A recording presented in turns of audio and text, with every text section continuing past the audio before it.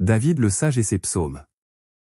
La 8e et dernière composition de la collection non canonique qu'offrait ce rouleau à la colonne 27, 2 à 11, en était aussi son unique morceau en prose, David's composition. En dépit de sa brièveté, cette composition, où était tracé un portrait de David, modèle de l'essénien parfait comblé par le Créateur, nous renseignait sur le calendrier liturgique de la communauté.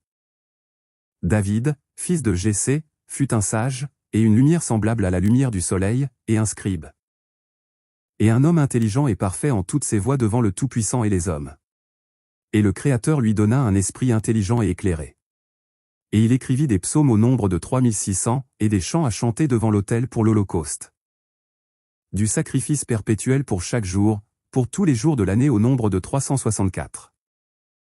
Et pour l'offrande des sabbats 52 chants, et pour l'offrande des débuts des mois. Et pour tous les jours des fêtes, et pour le jour des expiations 30 chants. Et tous les chants qu'il proféra sont au nombre de 446. Et les chants à jouer sur des instruments de musique pour les personnes frappées par des esprits mauvais sont au nombre de 4. Et le total est de 4050. Tout cela il le proféra dans l'esprit de prophétie qui lui avait été donné devant le Très-Haut. C'est la première fois, grâce à la publication de ce rouleau, que l'on trouvait à Qumran un texte, aussi bref soit-il, qui établissait de façon irréfutable l'identité du calendrier qumranien avec celui de Enoch et des Jubilés. Soulignons ici l'importance de celui-ci puisqu'il isolait strictement la partisans esséno-qumranienne du reste du monde juif pour toute la vie religieuse. Schématiquement, le calendrier essénien se présente donc ainsi. On retrouve les mois, chiffre rouge, le nombre de jours de chaque mois, chiffre bleu, les saisons, fond vert, les 4 jours complémentaires de l'année au solstice et équinoxe. Le tout constitue une année de 360 jours plus 4 jours complémentaires soit 364 jours. Ceux d'entre nous qui connaissent les calendriers perpétuels ou les calendriers fixes ont certainement reconnu dans ce calendrier essénien un calendrier de ce type. Une année de 364 jours compte exactement 52 semaines. Du coup, il peut débuter toujours le même jour, en l'occurrence un mercredi, et les fêtes et autres événements peuvent être placés toujours le même jour de l'année.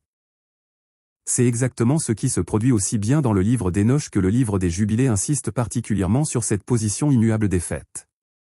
Le livre des Jubilés dit en effet ordonne aux enfants d'Israël d'observer les années selon ce compte 364 jours. Ces jours constitueront une année complète. Qu'ils n'aillent pas en troubler les jours et les fêtes, qu'ils n'omettent aucun jour et ne déplacent aucune fête. S'ils n'observent pas son commandement, ils dérangeront toutes leurs saisons et les années seront déplacées. Livre des Jubilés 6.32 à 38. Et je finis ainsi, plus vous essayerez d'approfondir vos connaissances et votre compréhension, plus vous vous rendrez compte qu'il y a deux réalités. La vérité qui n'est plus connue de l'humanité et des faussetés que l'on nous a longtemps enseignées et qui sont devenues la version altérée de la réalité et de la vérité, et sur lesquelles le monde entier s'appuie. Notre identité humaine nous échappe, mais notre conscience nous parle. Que la vérité soit dite en accord avec la parole du Créateur et les évidences historiques.